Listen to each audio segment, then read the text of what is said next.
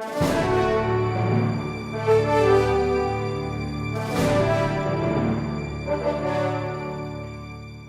like to think that we've learned a lot about nutrition a lot more in the last couple of decades.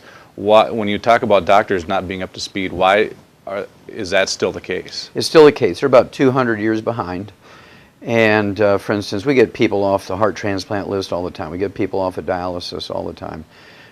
We regrow cartilage all the time. And of course, the medical system says, well, you can't regrow cartilage. You need joint replacement surgery. You can't regrow disc between the vertebrae. When you have back pain and you have peripheral neuropathies and as a result of degenerative disc disease, you must have back surgery.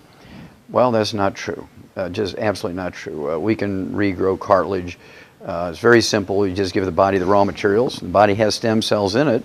Just like you cut your skin, you don't need a skin transplant. When you cut your skin heals itself because of the innate stem cells that are in our tissues. Well, the same thing is true for cartilage and bone. You fracture your bone, you don't need to put in a pin in your bone. You fracture your bone, you immobilize it with a cast, and it will heal itself. And so the same principle is true for the hearts and the kidneys and so on. For instance, here's a good one. I love this one. When you have kidney failure, there's nothing wrong with your kidney. When you have kidney failure, there's nothing wrong with your kidney. What happens is the little microscopic artery, which is called an afferent artery, that brings the dirty blood into the filtering unit is plugged. Two things happen here. Number one, the kidney can't work.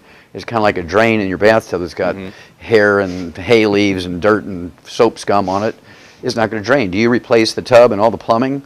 No. You take your hand and you scoop off the stuff covering the drain, it drains. Well, I said, well, why can't we do that here? And so we figured out how to open up those little afferent arteries, get the blood flow back to the filtering unit. It's called glomeruli.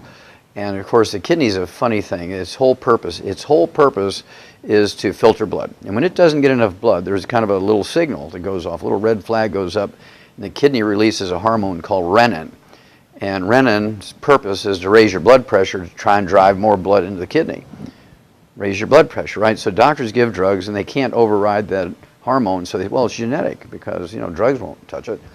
And so what we've learned how to do in the last 10 years is open up that little microscopic artery.